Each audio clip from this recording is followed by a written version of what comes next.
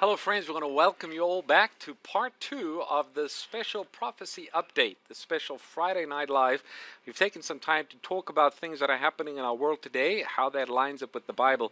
But now we're going to share with you some rather remarkable statements that have been made by religious leaders, by governments, by influential individuals, pastors, teachers, and how this might play into some of the prophetic signs that we find in the Bible as to where we are in the stream of time. But before we get to that, we'd like to let you know about a free offer that we have. Amazing Facts has put together a magazine entitled Final Events, and we'd be happy to send this to, or actually get a digital copy of this by simply texting the number, the word future to the number 40544. Again, you just text the word future to the number 40544. You'll get a digital copy of the Final Events of Bible Prophecy magazine. That's brand new. They'll really enjoy that. Yes, just been released. All right, Pastor Doug, we've gotten to that part of the program where we're going to be sharing some rather important information. And to kind of set this up, we got a slide that we might put on the screen for you to see. It's entitled A Chorus of Voices Calling for Sunday Laws. Now, of course, as a movement, as a church, there's been a lot of discussion about a day of rest or certain Sunday laws. How does this play into where we are right now? Yeah, I was surprised. Let me just back up and explain. We know we have people from all different backgrounds. Someone shared with us during the break that there's at least 10,000 people watching on certain social media sites, not counting thousands that are watching live on AFTV and other venues.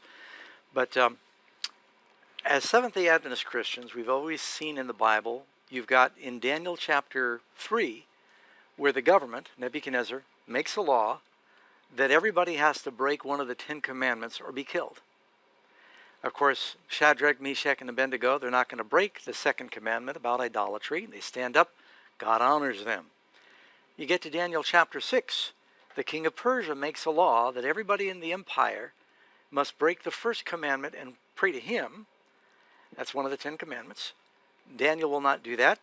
He stands up for the Lord, and as a result of that, God honors him. He goes to the lion's den. There's a death decree.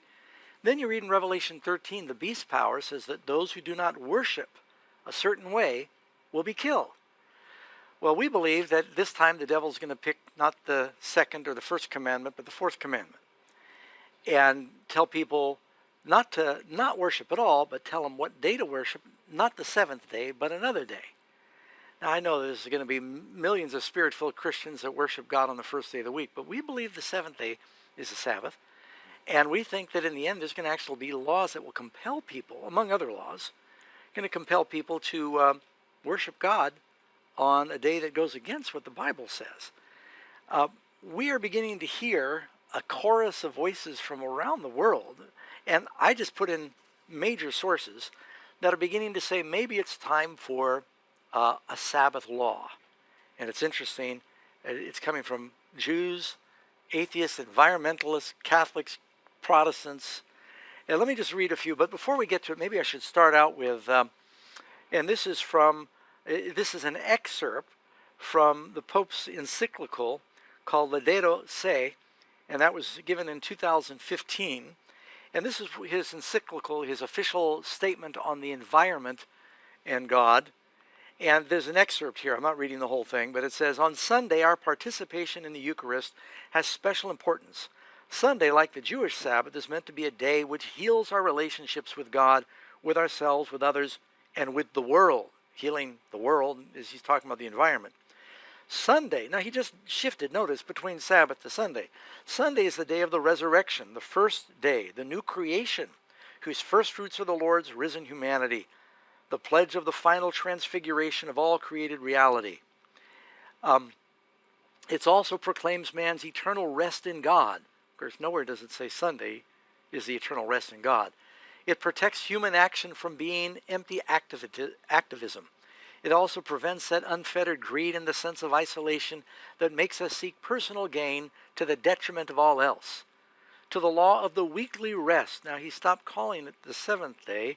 God, or he stopped designating that. He says, God forbade the work of the seventh day so that your ox and your donkey may have rest.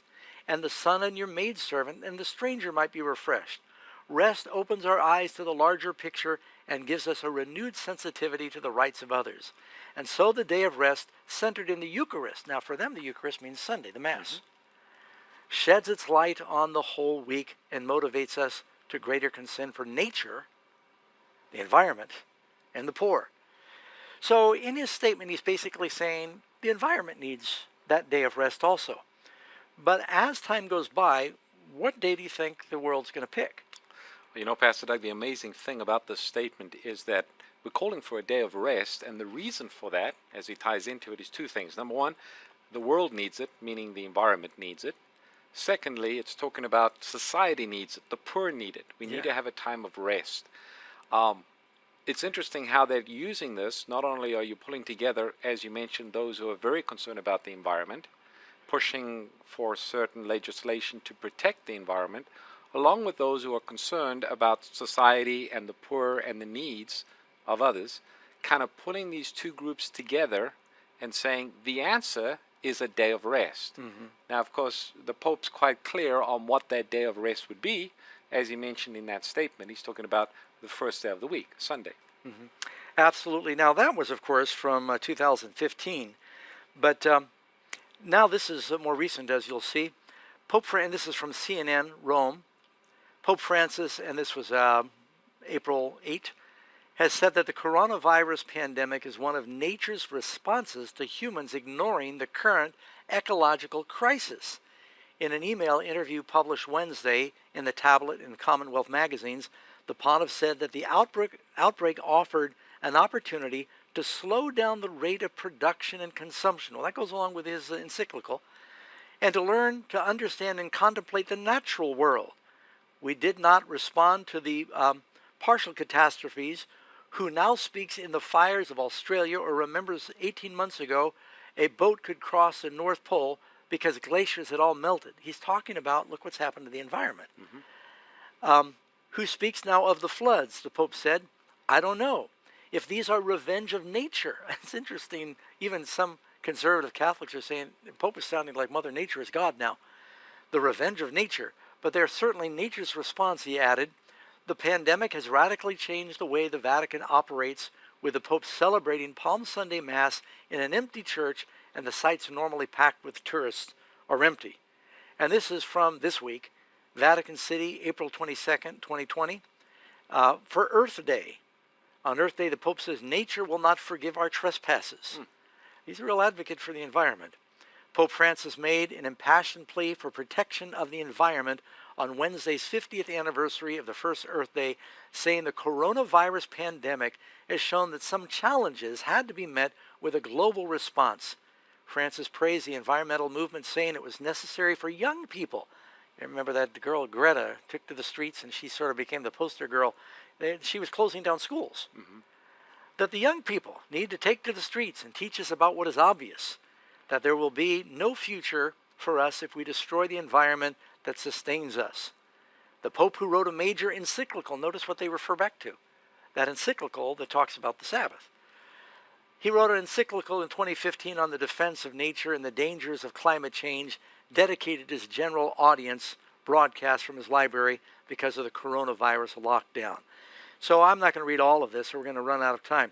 Here's April 20, 2020. Francis traveled a few blocks outside the Vatican walls on Sunday to celebrate Mass at a nearby church to mark a special feast on a day dedicated to mercy.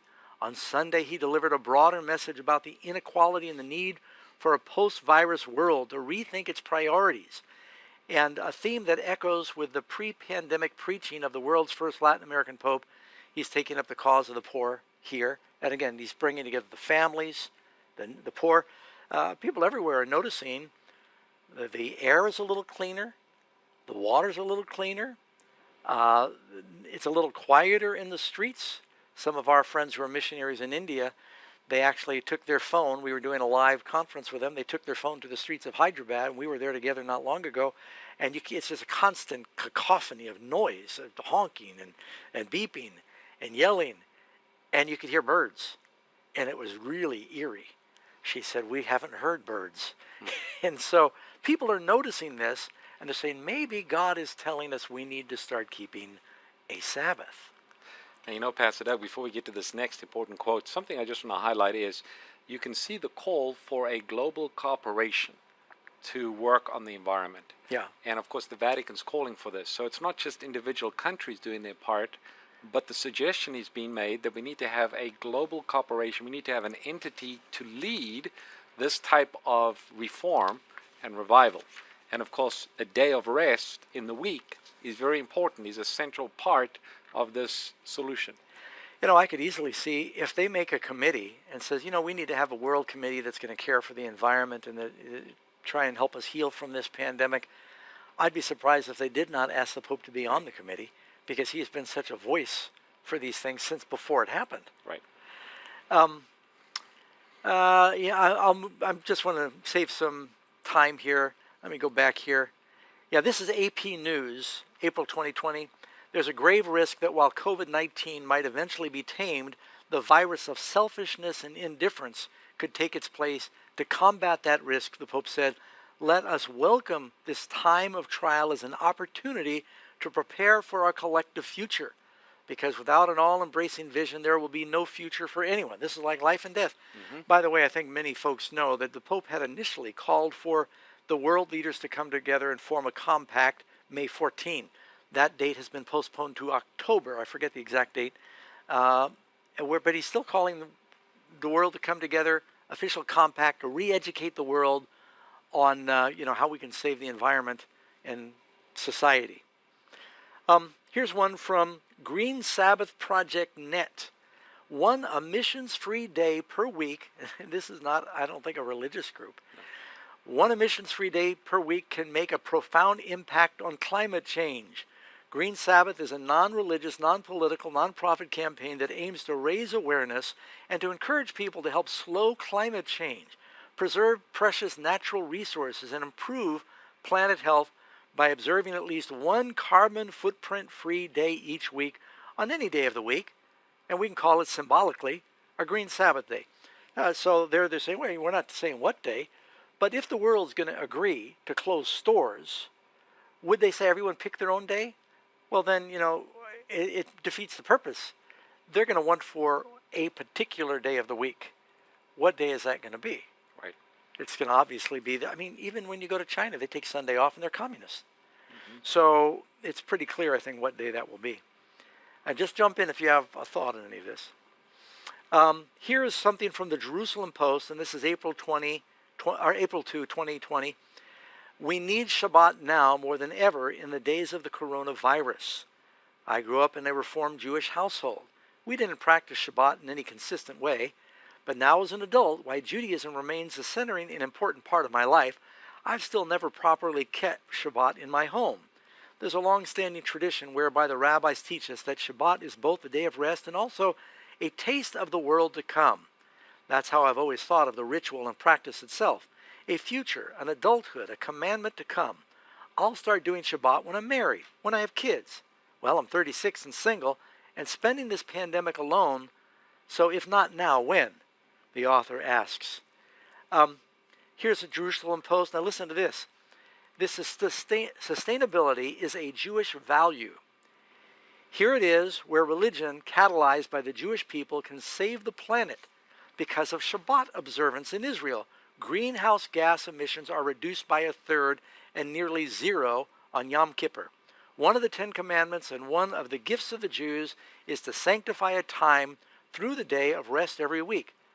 And he goes on to quote the philosopher Ahad Imam famously taught, more than Jews have kept the Sabbath. Shabbat is kept the Jews. If every denomination of the Jewish people truly sanctified Shabbat as a non-consumer day of rest, and this example was followed by other faith communities, then Shabbat would save the Jewish people along with the entire planet. A real universal day of rest could cut greenhouse gas emissions by 1/7, allowing our turbulent planet to calm back into balance. Now, friends, I think everyone knows here, I'm not saying these quotes are saying, let's fix a day for a Sunday law. I think what we are hearing them say is there seems to be a global recognition that maybe we need to start looking at some kind of universal day of cessation which is what the word Sabbath actually means. Now, as you mentioned, we got some very big entities that are calling for some kind of day of Yeah, rest. yeah, and we got more to come too. There is. You've got Jews Yeah. recognizing it. You've got Catholics recognizing it. You have atheists who are very supportive of the environment, Right. who are also supporting a particular day of rest. You've got all these big entities coming together and agreeing on something in common, recognizing that it's a good idea to have one day of rest every week. Well, we'll find out what day is being promoted as you get into some of these additional quotes that you have. And in case anybody misunderstands, Pastor Ross and I believe and keep the Sabbath. We believe that the day of rest, it's in the Bible, and it's part of God's plan. But here's the major difference. And it really came from one of our founders, Roger Williams. He recognized that the 10 Commandments were given on 2 tables of stone. The first 4 commandments deal with our relationship with God. That is something that is really a personal choice. You cannot force people to love God, what God to serve, who He is, when to worship Him. That really, we need to have freedom. America was based on no one is going to tell anyone else how to keep the first 4 commandments. But every culture, society must respect the last 6. You can't rob, you can't steal, perjury, and those values must be taught across the board. But what we're concerned about is if the world thinks, because they're afraid, they get kind of hyper-religious and start saying, we need to tell everybody how to keep the first 4, that's going to lead into the mark of the beast issues, telling you how to worship and when to worship and who to worship. That is really the essence of what we're worried about right now. And of course, we find that as a fulfillment of Bible prophecy. And you mentioned a little earlier, Revelation chapter 13, where you do find at the end of time, this has not happened yet, but in the end of time, you have a worldwide coalition of leading entities, religious, political, even secular powers, uniting to enforce a particular type of worship. Mm-hmm. That worship, unfortunately, is not the worship that God calls for, and not that God ever requires civil authorities to enforce any kind of worship. And I think as Christians, whatever your particular belief might be as to what is accurate worship, I think whenever a government tries to enforce a particular type of worship, we as true Christians should say, no, you can't do that. That's right. You know, we have freedom to worship God according to the dictates of one's conscience. And I think that's the concern. There is a movement to enforce a particular day of rest, which we know will eventually lead to a particular form of worship. Yeah, and if you should disagree, and if people are afraid and they think that maybe we're being punished because of our disobedience, you'll become the object of scorn in society. Well, let me read a couple more of these. Here's an interesting article. It's very well written, called If History Rhymes. And this is the New Boston Post, April 1, 2020.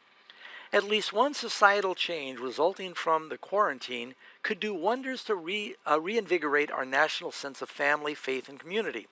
Let's give serious thought to reinstating at least some of the time-honored Sunday closure laws. This is interesting, coming out of Boston of all places. That's where the blue laws began. Sunday closure laws, sort of a one-day-per-week modified stay-at-home request. Sucks, and many of the articles, this is the theme.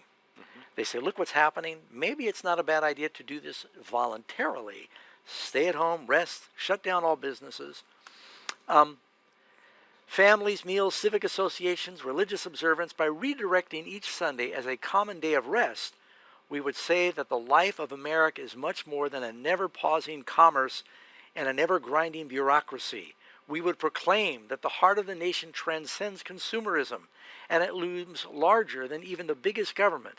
But whoever imagined that commerce and bureaucracy would grind to a halt for so many days and weeks and perhaps months as a result of a deadly virus? There's no one alive who completely remembers the flu epidemic of a century ago. Every breathing baby boomer easily recalls limitations to commercial activities on Sunday. One might suggest that with today's coronavirus, we are in a tragic, in a certain sense, reliving or going back in history. Another venerable aphorism, often misattributed to Mark Twain, says, history doesn't repeat itself, but it rhymes. And history does sometimes repeat itself. So, Pastor, just to kind of break this down, because it's kind of interesting. So here you have a call from a newspaper, secular entity, saying the good old days involved certain laws or restrictions having to do with Sunday. We think that this coronavirus is a good opportunity for us to rethink and try and implement some of these Sunday laws. Yeah, and this article was not a religious magazine. Right. These are secular people. We've always wondered, how would secular people, how would atheists and agnostics ever buy into a day of rest? Right. Well, we see it. It's unfolding, I think, Amazing. before our eyes right now. Here's something from The Guardian. Now, this is a few years ago, but it's still very relevant. People are reprinting this article now. Slow Sunday, the simple solution to global warming. We cannot wait till governments are enlightened enough to legislate and cap the carbon emissions. Matters are urgent. We have to act now without any delay. The power of public opinion and citizen action will have a strong impact on the climate conference taking place in Copenhagen. One thing we can easily do to achieve this goal, we can declare Sunday to be a fossil fuel-free day or a low-carbon day or at least a non-energy saving day. What is it? At least an energy saving day. We can start this week, this month, or in 2010, we can start individually and collectively. The long journey to cut carbon dioxide emissions can start here and now. Not long ago, Sunday used to be a day of rest, a day of spiritual renewal, a day for families to come together. But we've changed Sunday from a day of rest into shopping, flying, and driving. However, the context of excessive carbon dioxide emissions into the atmosphere, which are bringing catastrophic upheavals, we can and should restore Sunday to a day for Gaia, a day for the earth. And this is a repeat. And of course, this is an old article, but this is being requoted now. And this is The Guardian, major English Pastor, mega paper. It's as if you almost have, this is back in 2009, it's as if the agenda was already set to try and promote a particular day for the environment. Now we have a reason to, we've got this coronavirus. People are listening. The earth is rebelling, and now's the time to implement this agenda. Yeah, exactly. So that was one, and then it goes on. They say, we can reduce carbon emissions 10% by taking one day a week, making it a carbon-free day. Here's a New Boston Post. This is now the same magazine, but now this is their article from April 1, 2020. Let's give serious thought to reinstating at least some of the time-honored Sunday closures, a sort of one-day-per-week modified stay-at-home request. Such action would rededicate our society to a regular day of rest, family meals, civic associations, and religious observance. So they're appealing to all aspects of society. Wow. And this is in New Boston. These are major outlets. I think it was interesting that since the virus started, and Francis Legault, Canadian Premier of Quebec, we're announcing today businesses will be closed on Sunday. And this was, you've got the YouTube, this was a YouTube message, so I can't give you the date, but this has been in April. Air pollution and CO2 fall rapidly as virus spreads. And this is BBC News.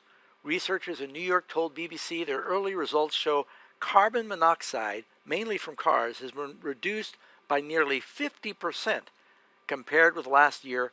Emissions of the planet heating gas CO2 have also fallen sharply.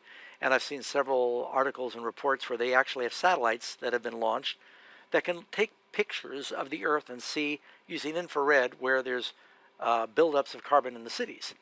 They show the same time last year, the red, you see all around the cities are all red in the maps.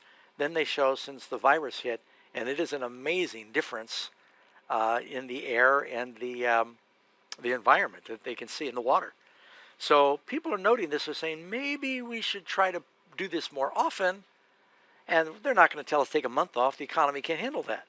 But the economy is set up where they say we could probably afford one day off. Right. Puerto Rico, this is, a smaller issue. Just some of the countries are doing this. New emergency decree, March 31st, and I read that they extended this beyond that. Runs through April 12. There's closing even grocery stores on Sunday. Everything on Sunday. This is a Filipino priest, and this was written since the virus began. This pandemic is the first calamity of a global magnitude to have shaken the world this badly since World War. And yet, a friend drew my attention today to reports that due to less travel and public activity, there's a lot less trash accumulating on streets, a lot less pollution in the air and the water for these few days. As the engines of manufacturing grind to a halt, the earth is getting the first real chance to rest, You notice it's here religious groups saying the earth needs to rest. I mean, we all use the earth. Who can argue with that? That it has not had in decades.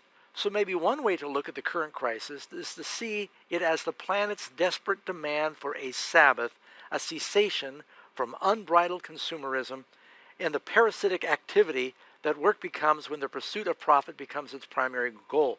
And then he quotes back to the Pope.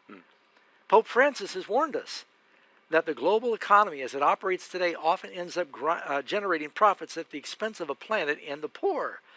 So this season of Lent, as we reflect on our sins and shortcomings in the light of God's mercy, we can ponder whether there are better ways of living and working that do not tax people on the planet to their breaking point. That's Brother Michael Valenzuela. And so, by the way, Philippines is 80 million people, mostly Catholic. And so, these voices are going to mega places around the world.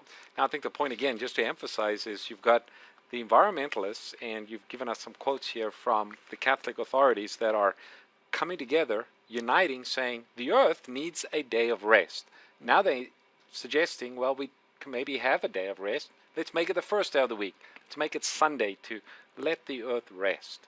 So they're coming in from not only a religious perspective, but now for the environment.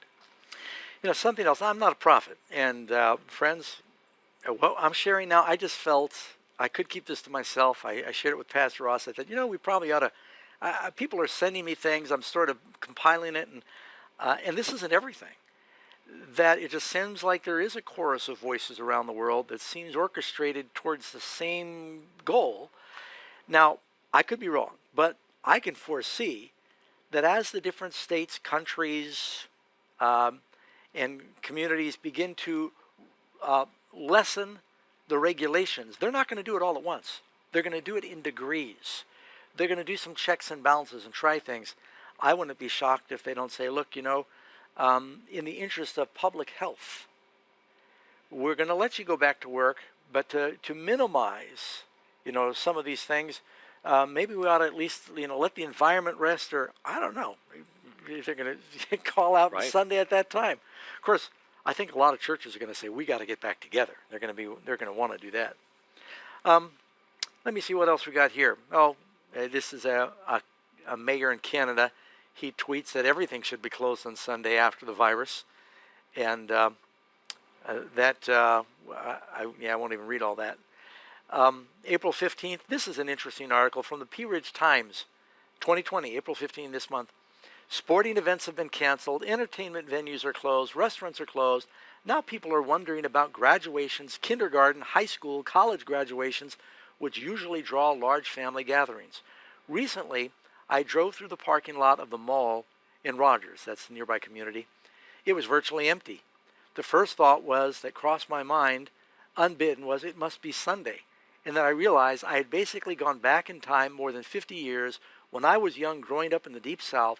Stores and businesses closed at 5 or 6 p.m., meaning on Saturday evening, and were not opened again until Sunday. In fact, after church and Sunday lunch, the country club, Granddaddy would drive us around to window shop. Nowadays, with stores open 7 days a week, there's no more window shopping. Except for now with the quarantine. Stores are again closed. Years ago, Sunday was a different day than other 6 days of the week. Church parking lots were full. Store parking lots were empty. Stores were closed. Occasionally, a gasoline station, we called them filling stations, was open. But it was the exception instead of the rule. Even people who didn't go to church used Sunday for a day of rest and relaxation.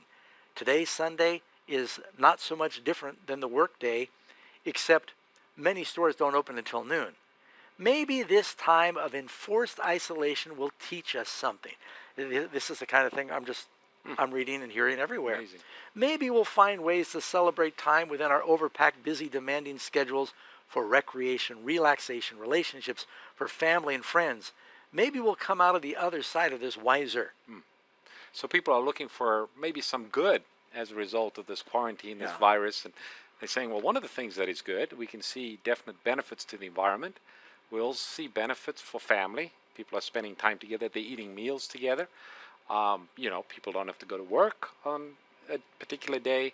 Religious entities are saying, well, we also agree there needs to be a day of rest. We need to have a Sabbath, as Yeah. they say. And they're encouraging this not just to be one country, but they're encouraging almost a worldwide slowdown and Sabbath on the first day of the week. All of these are actually good arguments, and that's what makes this, that there's a possibility people misunderstand what we're saying. These are good arguments. I think God did give us a Sabbath where he wants family time, more quality time. We need the physical rest. The environment does get, he said, even your ox and your donkey get to rest. Right. And those are all good things.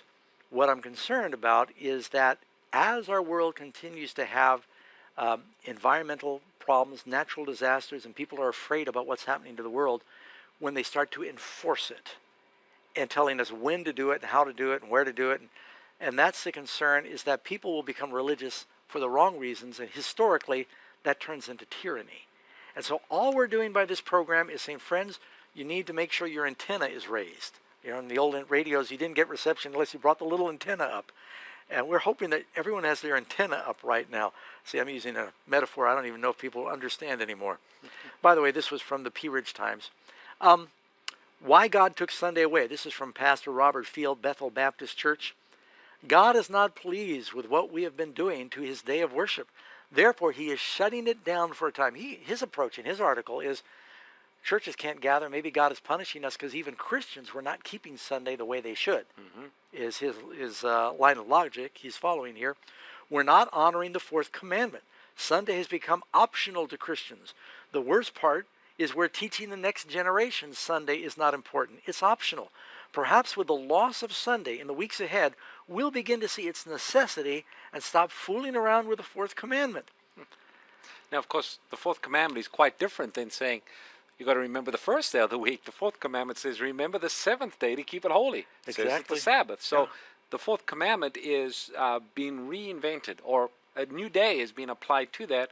And as you can see, it's promoting Sunday, not the seventh-day Sabbath. And in many Protestant Catholic churches where they keep Sunday, when they say Sabbath or the Lord's Day, they often use it interchangeably when they're talking to each other. They think they're talking Sunday. And I realize that listening to this program right now, there's a growing number of Sabbatarian Christians. We know there's a lot of Messianic Jews that see things probably like Pastor Ross and I, that the commandment, it does matter what day you keep, but we still don't think the governments should be compelling people to do that. We shouldn't be compelling people how to worship. Jesus never forced people to worship him and say, you do it, or you're going to jail. Right. Follow me, you're going to jail. But there are Sunday laws on the books. I don't know if I have the article included in our list here, but one of the articles was saying we need to resurrect the blue laws. Yes. So, yeah, more of that is happening. And this is just an excerpt, a smaller one. Only Saturday for shopping. I thought that was interesting. The only day that they could shop in Grenada was Saturday. There was such an outcry. I heard that they repealed this. But I thought that was interesting that someone actually said the only day you can shop is the only day that God said you shouldn't. Right. And so that was interesting. Let's see here. This is from the Tablet magazine, a Jewish periodical. The Sabbath in an era of climate change, an ancient Jewish practice may help save us all. This is from this year, February 3.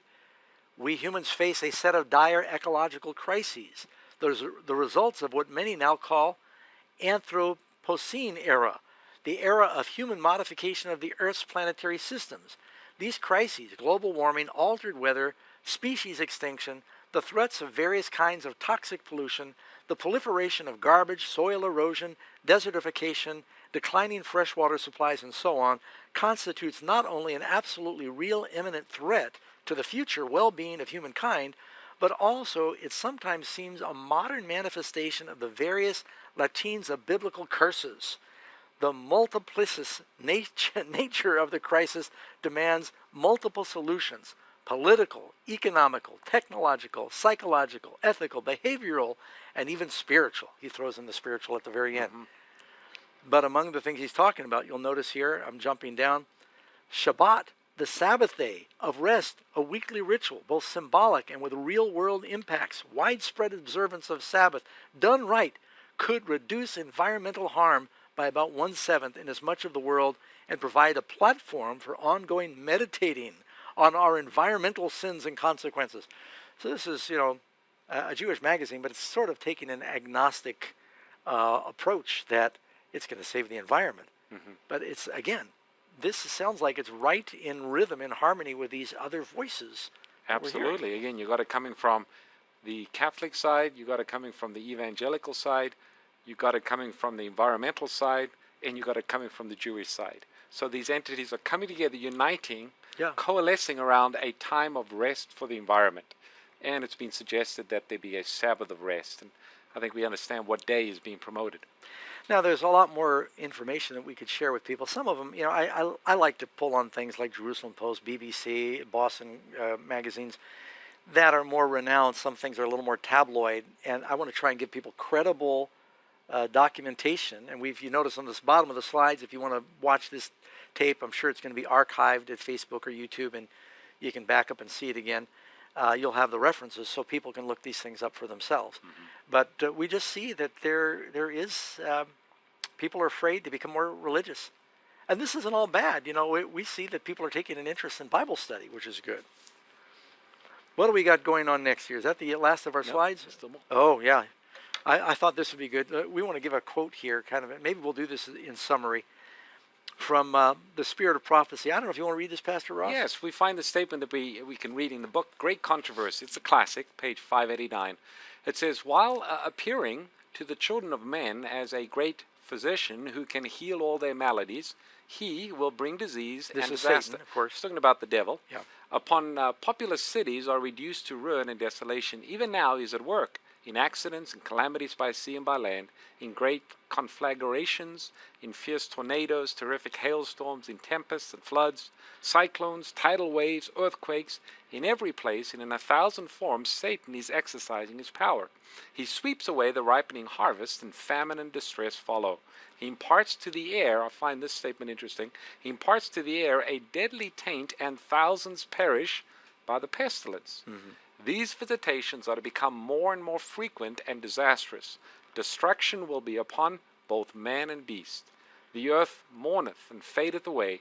The haughty people do languish. The earth is also defiled at the inhabitants thereof.